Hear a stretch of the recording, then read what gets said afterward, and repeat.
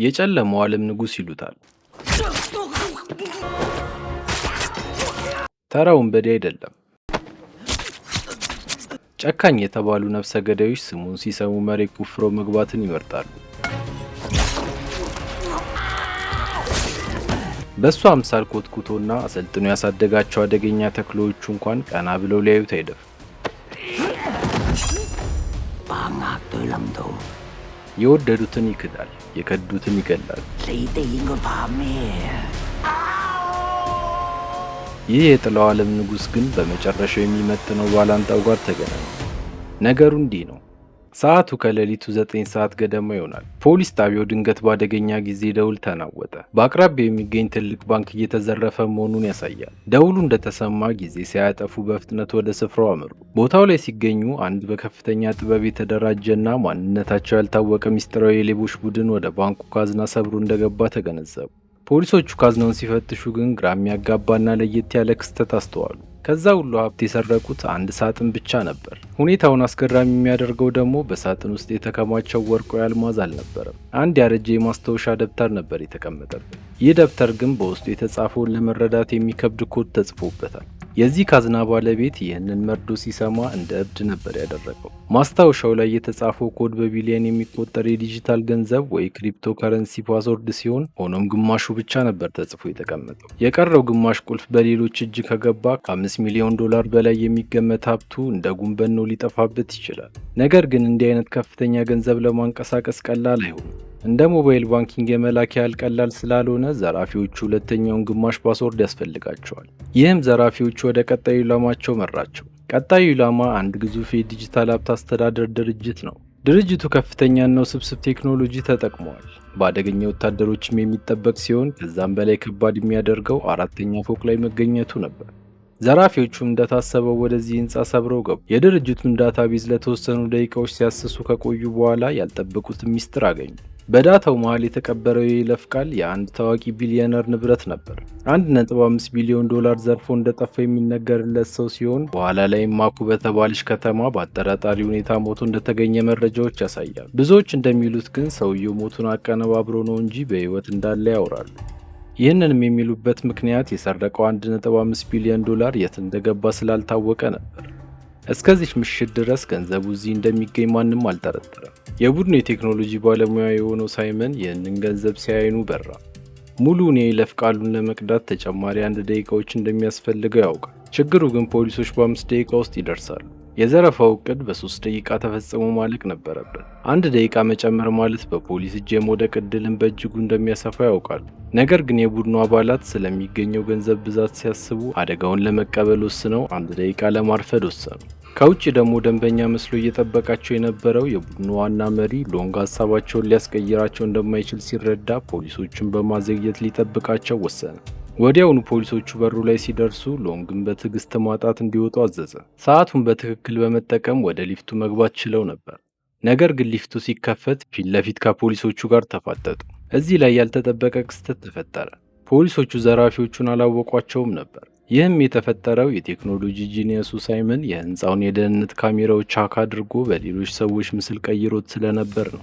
ፖሊሶቹ የሚፈልጉት ሳይመን ያሳያቸውን ሰዎች ነው። በዚህ እፎይ ብለው ብዙም ሳይርቁ ግን እቅዳቸው በትንሽ ስህተት ፈረሰ። ዘራፊዎቹ ያገቷቸው የድርጅቶቹ ሰራተኞች ለፖሊስ በመደወል ትክክለኛ መልካቸውና የለበሱትን ልብስ በዝርዝር ነገሯቸው። ይህንን መረጃ በመጠቀም ወዲያውኑ በህንፃው ያሳዷቸው ጀመር።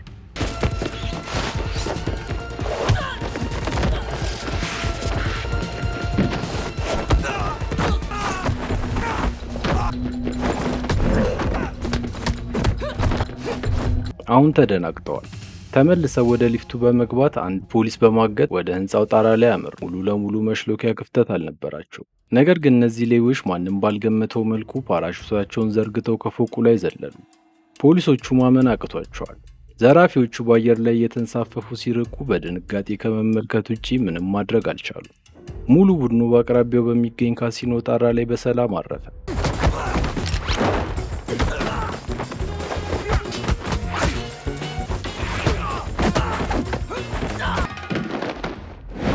ፖሊሶቹ ተከትለዋቸው ወደ ውስጥ ቢገቡም እነሱም መያዝ ቀላል አልሆነም።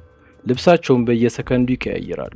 የተለያዩ ሜካፖችን እየተጠቀሙ በእያንዳንዱ ጥፋት ወጣት የነበረው ሽማግሌ ይመስላል፣ ወንድ የነበረው ወደ ሴት ይቀየራል። ፖሊሶቹ መንፈስ የሚያባሩ እስኪመስላቸው ድረስ በነፍሰ ስጋቸው ተጫወቱባቸው። በመጨረሻም ካሲኖ ውስጥ ካለው ህዝብ ጋር ተቀላቅለው ጠፉ።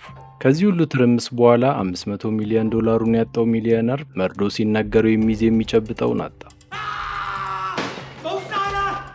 ፖሊሶቹ ላይ እየጮኸና እየተሳደበ ንዴቱን ተወጣባቸው። የፖሊስ አዛዡ ከፍተኛ ጫና ውስጥ ወደቀ። በዚህ ዘመናዊ ዓለም ፖሊስ ከነዚህ ቴክኖሎጂ ጠበብት ሌቦች ጋር መወዳደር አቅቶት፣ ወሳኝ በሆኑ ሰዓት የደህንነት ካሜራዎቹ የተሳሳተ ምስል ስለሚያሳዩቸው ስለ ማንነታቸው አንዳችን ፍንጭ ማግኘት አልቻሉ። ይህም ስራቸውን በይበልጥ አክብዶባቸዋል። በዚህም ምክንያት ዘመናዊ ቴክኖሎጂያቸው ወንጀለኞችን ለመያዝ ካልረዳቸው ወደ ኋላ በመመለስ የድሮውን ባህላዊ የፖሊስ አሰራር ለመጠቀም ወሰኑ። ቴክኖሎጂ ሳይመጣ በፊት ወንጀል እንዴት ይፈታ ነበር የሚለው ሀሳብ ተነሳ። ይህም አንድን የተረሳ ጀግና አስታወሳቸው። ይህ ፖሊስ ጡረታ ላይ ሲሆን፣ አሁን ግን እነዚህን ወሮበሎች ለመያዝ ትልቅ መፍትሄ ሆኖ አግኝተውታል። ወዲያው ያለበት ተፈልጎ እርዳታውን ለመጠየቅ ታሰበ። ሺያው የተባለች ፖሊስ ይህንን የድሮ መርማሪ አፈላልጋ እንድታገኘው መደቧት። እሷም ከብዙ ፍለጋ በኋላ ስመጥሩን መርማሪ አገኘችው። ጆንግ ይባላል። የሚገርመው ግን ይህ ጀብዱ የሚነገርለት መርማሪ አሁን ላይ አሰልቺ ህይወት እየመራ እንደሆነ ተመለከተ። ሙሉ ጊዜውን የሚያሳልፈው ካፌ ውስጥ ብቻውን መጽሐፍ እያነበበ አንዳንዴ ውሾቹን እያናፈሰ ነበር። ሺያው ይህንን ተራ ሽማግሌ እንዴት የፖሊስ ጀግና ሊሆን እንደቻለ አልገባትም። ጥርጣሬዋ ግን ለአጭር ጊዜ ነበር የቆየው። በዚህ ቀን ሽማግሌውን ቀኑን ሙሉ ስትከታተለው ከቆየች በኋላ ባልጠበቀችው ቅጽበት ድንገት ፊት ለፊቷ ተቀመጠ። ምንነቷንና ማንነቷን አውቋል። ከዚህም አልፎ በክትትሏ ወቅት የሰራችውን ስህተቶች አንድ በአንድ ዘረዘረላት። በሚቀጥለው ቀን ወዲያውኑ ጆንግ የፖሊስ ቡድኑ እንዲቀላቀል ተደረገ። ስራውንም በፍጥነት ነበር የጀመረው። የደህንነት ካሜራዎቹ የቀረጹትን በጠቅላላ በደንብ ካጠና በኋላ የእያንዳንዱን ዘራፊ ባህሪና ችሎታ በፍጥነት መለየት ቻለ። ከአንዱ በስተቀር ሁሉም ወጣቶች ናቸው። ሽማግሌው የቡድኑ ጭንቅላትና መሪ መሆኑን ለማወቅም ብዙ አልፈጀበትም። ይህ ሰው የመንገድ ላይ እያንዳንዱን የካሜራ መቀመጫና ካርታ ልክ እንደ እጁ መዳፍ ያውቀዋል። የደህንነት ካሜራዎቹን በማምለጥ ረገድ ያለው ችሎታ ወደር አልነበረው። ለዚህም ነው ፖሊሶቹ በልብሳቸው ላይ የገጠሙት ካሜራ እንኳን ፊቱን በግልጽ ሊያነሳ ያልቻለው። ነገር ግን ከጥቂት ደብዛዛ የጎን ፎቶዎች በመነሳት ጆንግ ማንነቱን ወዲያውኑ ለየ። በሰማኒያዎቹ መጨረሻ ላይ ፋንተም ተብሎ የሚጠራው እጅግ ተፈላጊ ወንጀለኛ ነበር። የቀድሞ የስለላ ኦፊሰርና ወታደር ነበር። ይህ ሰው ከሰዎች ጋር የመመሳሰልና በቢላ የመዋጋት ችሎታው ከተፈጥሮ ውጭ እስኪመስል ድረስ ለየት ያለ ነበር። በሆንግ ኮንግ ውስጥ ከ10 በላይ የባንክ ዘረፋዎችን የመራ ሲሆን ፖሊስ እሱን ለመያዝ ብዙ ጥረት ቢያደርግም በ1999 ደብዛውን አጥፍቶ የገባበት አልታወቀም። ከዚህ ሁሉ ዓመት በኋላ ማንም ሰው ይህ የደከመ ሽማግሌ ወደ ወንጀሉ ዓለም ይመለሳል ብሎ አልጠበቀም ነበር። በሌላ በኩል በዘራፊዎቹ መደበቂያ ውስጥ አለቃቸው ሎንግ በንዴት እያበደ ይገኛል። ሳይመን ተጨማሪ 1 ደቂቃ ጊዜ በመውሰዱ እየወቀሰው ነው። ለዓመታት በፖሊስ አይን ታይቶ የማያውቀው ሎንግ የሳይመን ግትርነት መልኩን እንዲያውቁ አድርጓቸዋል። እሱ ግን ጥፋተኛ እንደሆነ አይሰማውም።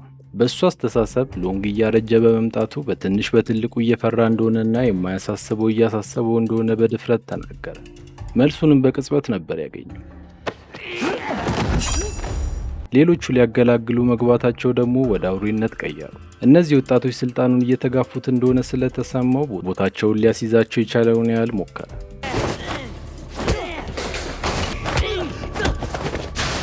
ታዛዥ የነበረው ሁዋንግ እንኳን በጉልበት እየታገለው ስለነበር ሎንግ እነዚህ ልጆች ለሱ የነበራቸው ፍርሃትና አክብሮት እንደጠፋውን አረጋገጠ።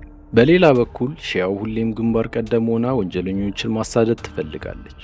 ነገር ግን ልምድ ማነስና አካላዊ ጥንካሬ ስለሌላት ወንዶች ይንቋታል።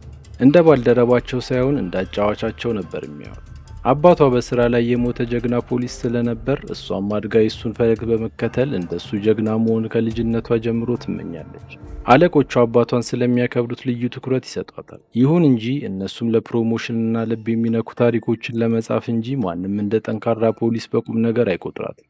ጆንግ ለዚህ ሚሽኑ አዲስ ልዩ የክትትል ቡድን ማቋቋም ፈልጓል። ተልኳቸውም ተራ ሰው በመምሰል ሰፈሮች ውስጥ ገብቶ መረጃ መሰባሰብና ይህንን የዘራፊ ቡድን ማደን ነበር። ሺያው እቅዱን እንዳወቀች በዚህ ቡድን ውስጥ በመግባት ራሷን ማስመስከር ፈልጋለች። ሌሎቹ ግን ሳቁባት። አንቺ በክትትል ብቻ ተወሰኝ፣ እኛ ወንጀለኞቹን የሚያዝ ስራ እንሰራለን ብለው አሽሟጠጡ።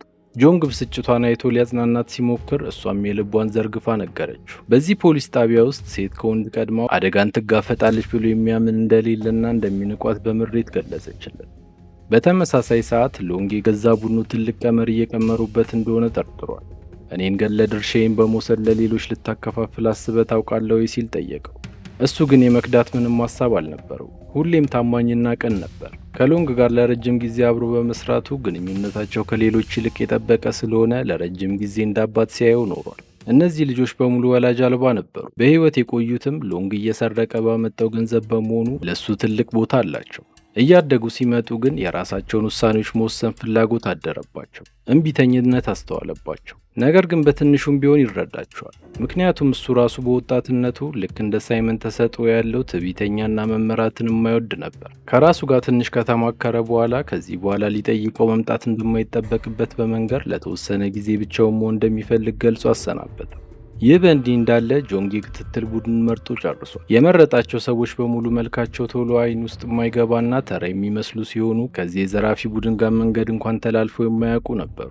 ሺያውም የዚህ ቡድን አንድ አባል ሆነች።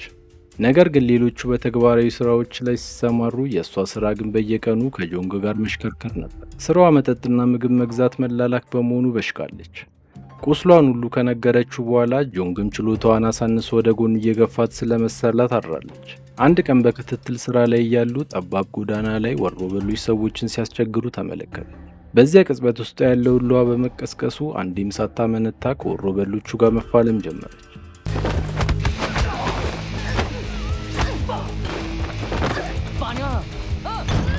ጆንግ ትዕዛዙን ባለማክበሯ ቢናደድም መጨረሻ ላይ ጣልቃ ገብቶ አገዛት።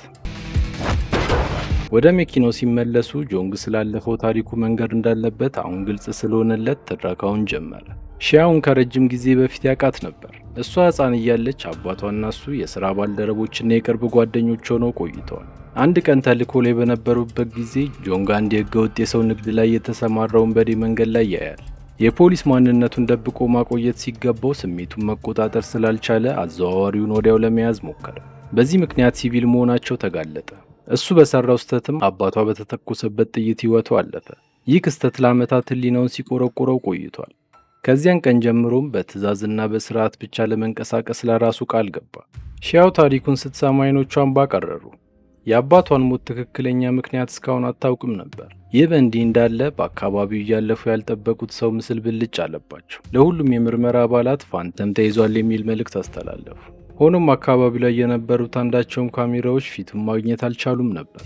ሎንግ ካሜራዎቹን በማምለጥ የተካነ ስለነበር ማንነቱን ለማረጋገጥ የክትትል ቡድኑ በአካል መገኘት ግድ ይላቸዋል። በዚያ ስፍራ ላይ በሎንግ ታይታ የማትታወቀውና ማንነቱ ያልተጋለጠው ብቸኛ ሰው ሺያው ብቻ ስለነበረች ይህንን ወሳኝ ተልዕኮ ለእሷ ሰጣት። እሷን በጥንቃቄ ተጠጋች። ነገር ግን ቀጥታ ወደ ሎንግ ፊት ለመመልከት አልደፈረች። መሬት ላይ የወደቀ ዕቃ የምትፈልግ በመምሰል አጎንብሳ በቆሻሻ ውሃ ኩሬ ውስጥ ባለው ነጸብራቅ ፊቱን ተመለከተች። የሚፈልጉት ሰው እሱን መሆኑንም እንዳረጋገጠች እስከ መኖሪያ ቤቱ ድረስ ከቅርብ ርቀት ተከትለውት ሄዱ። ነገር ግን የሚኖርበት ሕንፃ ብዙ ነዋሪዎች ያሉበት በመሆኑ ብሎኩን እንጂ የትኛው አፓርታማ ውስጥ እንደሆነ በትክክል ማወቅ አልቻሉም። በመቶዎች በሚቆጠሩ አፓርታማዎች ውስጥ የሎንግን ትክክለኛ የወለልና ክፍል ቁጥር ማወቅ ወሳኝ ነበር። በዚህ ምክንያት ሺያው የሚገኝበትን አፓርታማ በግሏ ለማጣራት ወሰነች። ተከትላ ወደ ሊፍቱ ገባች። ሎንግ ቀደም ብሎ አካባቢው እየተንጎራደደች እንደነበር ስላስታወሰ መጠራጠር ጀምሯል። በተለይ ከቡድኑ አጋሮቿ ጋር ለመነጋገር እጇን ወደ ጆሮዋ ከፍ ስታደርግ ሲቪል ፖሊስ መሆኗን በማረጋገጡ ቢላውን በዝምታ መዘዘ። እንደ ዕድል ሆኖ ጆንግ ሁኔታው ስላላማረው ተከትሎ አባቷ በመምሰል ከወንዶች ጋር ያላትን አላስፈላጊ ግንኙነት እንድታቆም እየጮኸ ጆሮዋ ላይ ያደረገችውን መነጋገሪያ ወለቀባት። ድራማቸው በተወሰነ መልኩ ስላሳመነው ለጊዜው ጥርጣሬውን ትቶ ቢላውን ደበቀ። ከዚያም ጆንግ 25ኛው ፎቅ ላይ ሲደርስ ሺያውን እየጎተተ ይዟት ወጣ። ከፍርሃቷ የተነሳ በላብ ተጠምቃ ነበር። ሎንግን በጥርጣሬ እየተከተላቸው እንደነበር ስላወቁ ፊት ለፊታቸው ያገኙት አፓርታማው ዘቡ ብለው ለመግባት ተገደዱ። በዚህ ጊዜ እሱም ሲቪል አለመሆናቸውን አረጋግጦ መንገዱን ቀጠለ። በዚያ ምሽት ፖሊሶች ኢንፍራሪድ ካሜራቸውን ተጠቅመው እያንዳንዱን እንቅስቃሴውን መከታተል ጀመሩ። ሎንግ አንድ ወንበር ላይ ተቀምጦ ያለምንም እንቅስቃሴ ለሰዓታት ከመቀመጥ ውጪ ምንም ለየት ያለ ነገር አላደረገም። ጆንግን በዚያው ሕንፃ ውስጥ በመቆየት ጎረቤቱ መስሎ ቀረበው። ሎንግ እሱን ለመፈተን ብዙ እያወራና ከባድ ጥያቄዎችን እየጠየቀው ይገኛል። ሆኖም ጆንግ በጥንቃቄ ስለነበር ሲመልስለት የነበረው ምንም አጠራጣሪ መልስ አልሰጠውም። ግንኙነታቸው ጨምሮ ምሳ እሱ ቤት ሄደው እየተጫወቱ ለመብላት ጋበዘው። የምሳ ግብዣው ላይ ሻው የጆንግ ልጅ መስላ በመገኘት አሳቻ ሰዓት ጠብቃ ለየት ባለ ቴክኖሎጂ በስልኩ ላይ ያለውን መረጃ መቅዳት ቻለች። እቅዳቸውን በሙሉ እንዳሳኩ እርግጠኛ ሆነው ነበር። ነገር ግን ያን ቀን ምሽት ጥቁር ልብስ የለበሰ ሰው ሰብሮ በመግባት አጠቁ።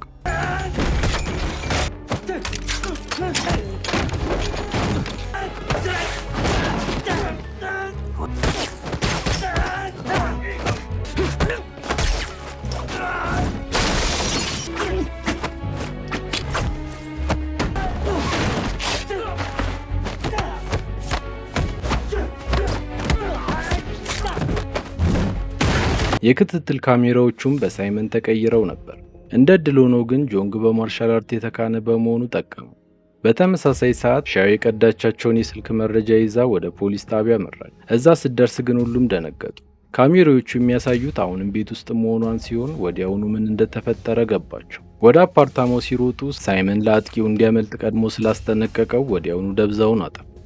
ይህ ሁሉ ሲሆን ሎንግ ቤቱ እንደተቀመጠ ነበር። የቡድኑ አባሎች ፖሊስ እየተከታተለው እንደሆነ ቢያውቁም እስካሁን ግን አልነገሩት። ፖሊሶች ሎንግን አለመሸሹን እንዳስተዋሉ በወንጀለኛው ቡድን ውስጥ መከፋፈል እንደተፈጠረ ደመደሙ። ሎንግን እንዲይዙት ለምን እንደፈለጉ ግልጽ ባይሆንላቸውም ያዘጋጁላቸው ወጥመድ ውስጥ መግባት ስላልፈለጉ ሎንግን ለጊዜው ላለማሰር ወስነዋል። የዘራፊው ቡድን እንዳሰቡት ካልሄደ ስህተት በቅርቡ እንደሚፈጥሩ ገምተው በትዕግስት መጠበቅ ጀመሩ። በዚህ ሁኔታ 3 ቀን አለፈ። የዛን ቀን ሎንግ ከቤቱ ወጥቶ መንገድ ሲጀምር የተወሰኑ ሲቪሎች ከርቀት መከተል ጀመሩ። ነገር ግን የፖሊስ ጣቢያው አጠገብ እንደደረሱ አንድ ሚኒባስ ባልጠበቁት መልኩ መኪናውን ገጭቶ ይዟቸው ፖሊስ ጣቢያ ውስጥ ገቡ። ከውስጡም እስከ አፍንጫቸው የታጠቁ ሰዎች ወጥተው ከፍተኛ ተኩስ ከፈቱ። ያልጠበቁት ጥቃት ስለነበር ብዙ ፖሊሶች ሕይወታቸው አለፈ።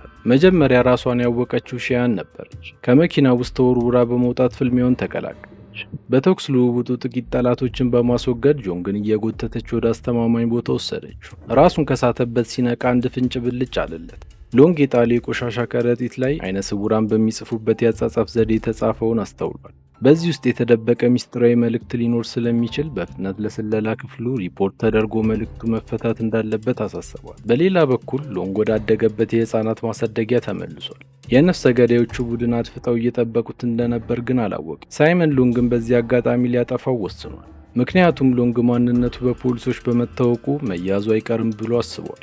በፖሊስ ከተያዘ ደግሞ ራሱን ለማዳን ሲል አሳልፎ ሊሰጣቸው እንደሚችል ስለሚያውቅ አንዳችም ነገር ከመናገሩ በፊት ሊያስወግደው ቆርጦ። በተጨማሪም ሎንጋውን በእድሜ የገፋ በመሆኑ ከዘመኑ ፍጥነት ጋር መራመድ ስለማይችል ፋይዳ የለውም ብሎ ያምናል። ሳይመን የዘነጋው አንድ ነገር ግን ነበር። የሎንግን አቅም አሳንሶ መገመቱ ትልቅ ስህተት ሆነ።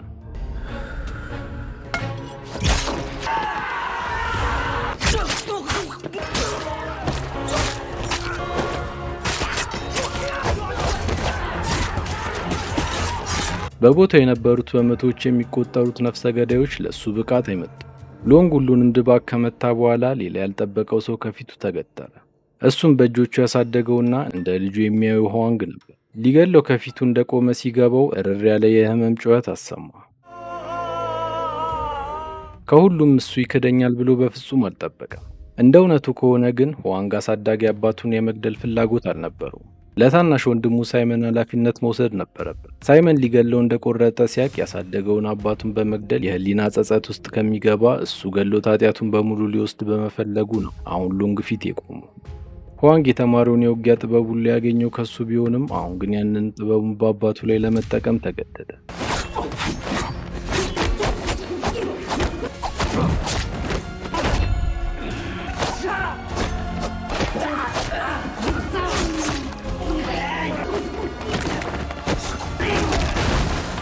ከረጅም እና ታካች ፍልሚያ በኋላ ሁዋን ይህንን ሽማግሌ ሊረታው እንደማይችል እየገባው ሲመጣ አቅፎት በመስኮት በኩል መዝለልን መረጠ። በዚህ ሰዓት በቂ የፖሊስ ኃይል ቦታውን ከቦት ነበር። እነሱም እንዳሰቡት አልሞቱም። ፍልሚያቸው ቀጥሎ በመጨረሻም ሎንግ በተደጋጋሚ በቢላው አገኘው።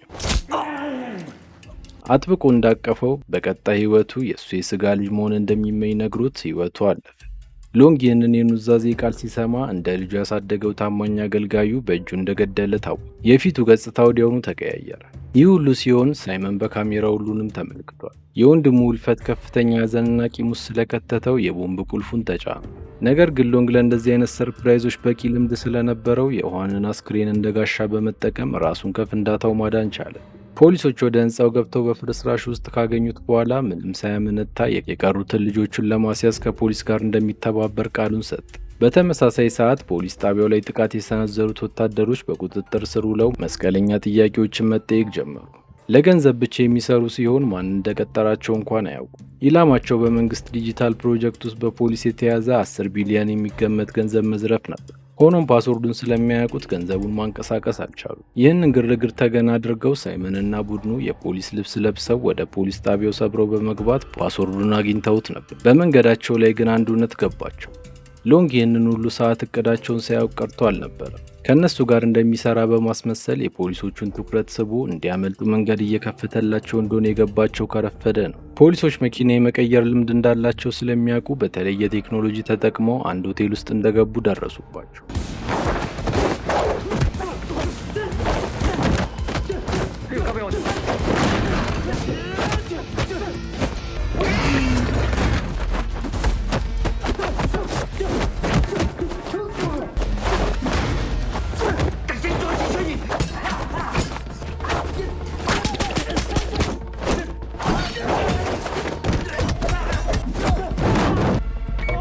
በዚህ ግርግር መሃል ግን ሎንግን አጅበውት የነበሩትን ፖሊሶች ድንገት ራሳቸውን አስቷቸው ተሰወረባቸው። ሳይመን ደግሞ ወደ ባቡር ጣቢያ ደርሶ አንድ ፖሊስ ከርቀት መከታተል ጀምሯል። ሊይዘው ሲል ግን ባልታወቀ ግለሰብ ተወጋ። ሎንግ ነበር። ፖሊሱን ክፉኛ ካቆሰለው በኋላ ሳይመንን ማሳደድ ቀጠለ።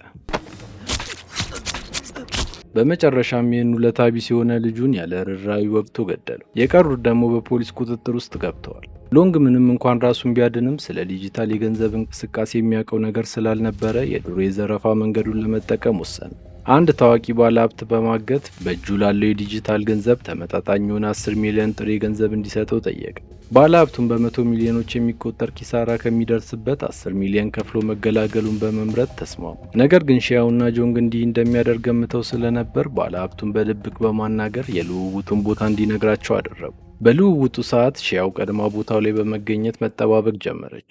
ብዙም ሳይቆይ ግን ሎንግ ቦታው ላይ ተገኝቶ ፊት ለፊቷ ነበር የተቀመጠው። ምንም እንዳልገባው በመሆን የቻለችውን ጊዜ ለመውሰድ እየሞከረች ጆንግ ደርሶላት ከባድ ፍልሚያ ውስጥ ገቡ።